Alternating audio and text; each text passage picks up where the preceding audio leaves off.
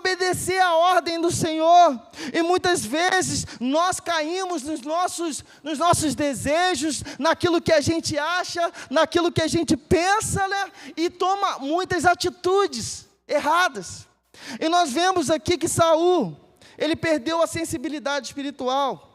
O perigo, né, da inveja espiritual. Doeg, o instrumento dos corações rebeldes. Doeg executa o que os outros temem fazer. Ele mata os sacerdotes. Ele representa aqueles que fazem um serviço sujo do coração invejoso. Existem pessoas que, movidas de conveniência ou bajulação, tornam-se cúmplices na destruição dos outros servos. Então nós vemos nessa busca quantos malefícios Saul fez. Mas nós podemos enxergar mais à frente com essa investida dos amalequitas, que Davi, ele se coloca diante de Deus, ele se prostra diante de Deus, ele ora ao Senhor, ele se reanima no Senhor, e Deus ouve o seu clamor, e Deus ouve a sua oração. E os amalequitas muitas vezes são os inimigos das nossas almas.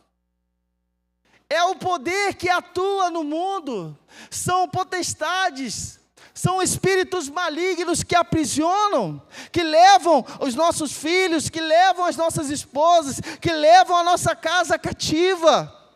Quando Davi chega com os seus homens e vê a tragédia, ele se desesperou. Davi e seus homens choraram até perderem as suas forças. Os homens de Davi queriam apedrejá-lo, por causa das angústias que sentiam pelos seus filhos e pelas suas filhas. Porém, Davi se reanimou no Senhor e clamou a Deus em oração. Quando você tem uma intimidade com Deus, quando você sabe o que fazer no momento de desespero, no momento da luta, quando você se inclina para o Senhor, para ouvir a voz de Deus, Deus traz de volta aquilo que foi perdido, Deus restitui sobre a sua vida aquilo que foi perdido, Deus restaura a sua casa, Deus restaura a sua família, Deus glorifica o nome dEle através da sua vida, meu irmão. Esse é o Deus que você está servindo aqui. Nós temos vários exemplos na Bíblia. Podemos ver lá em Atos, no capítulo 12, enquanto a igreja estava orando, estava buscando, estava de joelhos dobrados, intercedendo pelo apóstolo Pedro, as cadeias se quebraram. Deus enviou o anjo do Senhor lá naquela prisão, e ele foi liberto, e o nome do Senhor foi glorificado. Então esse é o poder do clamor, esse é o poder da oração. Faça como Abraão intercedeu por seu sobrinho Ló, estava lá em Sodoma e Gomorra, no meio daquele povo perverso, mas Deus ouviu a oração de Abraão, e Deus enviou o seu anjo lá em Sodoma e Gomorra, e livrou o seu sobrinho Ló, para a glória dele. Então, se Abraão nos ensinou a orar e a interceder, você nessa noite pode se colocar diante do Senhor, pode abrir os seus lábios em adoração ao Senhor, pode começar a clamar, que os céus vão se mover e pessoas serão libertas para a honra e glória do nome do nosso Deus. Ele vai livrar a sua casa, Ele vai livrar o seu filho que está lá no meio das drogas, dos vícios, porque esse Deus, Ele pode sim, lá em Sodoma e Gomorra, lá onde o teu filho está aprisionado, enviar o anjo do Senhor, enviar a providência do Senhor, aleluia. E nós temos algumas lições que nós precisamos aprender nesse texto, porque nós vemos que Davi e seus homens, eles se ausentaram. Então, quando nós, muitas vezes, nos ausentamos da nossa casa, da nossa família, o inimigo, ele faz o estrago. Não deixe a sua casa desguarnecida. Não deixe os seus filhos desguarnecidos. Nós precisamos estar sempre perto, orando, buscando, entendendo o tempo em que estamos vivendo e orientando os nossos filhos, para que os nossos filhos não venham a ser criados pelas mídias sociais, pelo que está na internet, pelo que as pessoas falam, mas que os nossos filhos sejam criados no temor do Senhor, na palavra de Deus. para que eles sejam homens e mulheres de Deus, para que eles possam se posicionar no dia da luta, no dia da dificuldade, e eles possam entender a graça de Deus sobre a família, sobre a casa. Então, é uma lição que nós precisamos deixar no nosso coração, porque todas as vezes que Davi ele saía para a guerra com seus homens, ele sempre deixava ali 200 homens guardando a casa. Mas dessa vez que ele foi guerrear lá com os filisteus, ele não deixou ninguém. Então, os amalequitas são esses. Aproveitaram a ausência dos homens e saquearam, e queimaram a cidade, e levaram os filhos, as filhas, as esposas.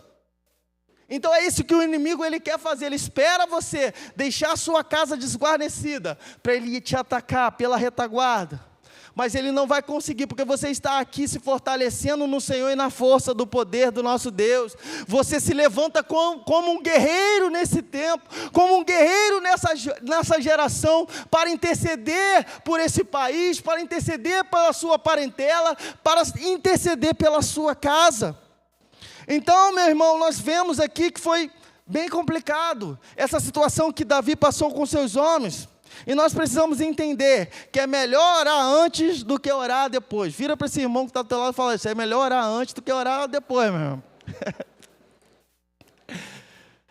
Nós não vemos no texto um registro onde Davi, antes de sair, juntamente com os filisteus, orando.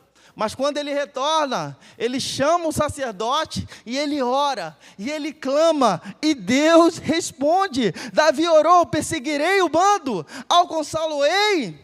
E Deus disse, persegue Davi, o seu inimigo, porque tudo que o inimigo tomou, você trará de volta.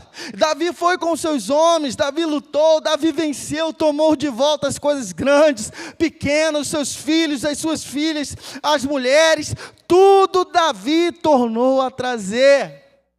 Então, quando temos essa intimidade com Deus, nós vamos na força do Senhor, nós não lutamos no nosso braço forte, nós não lutamos na nossa sabedoria, nós vamos no nome do Senhor. Ele guerreia as nossas guerras, e Ele nos faz mais do que vencedores.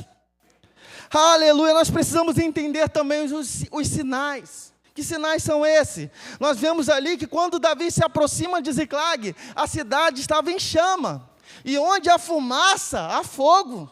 Então nós vemos ali que esses são os sinais. O que isso pode representar dentro da nossa casa? Você precisa observar o seu esposo, a sua família. Não quer ir mais para a igreja, não quer mais buscar o Senhor, não quer orar, não quer mais se humilhar diante de Deus. Isso tudo são sinais.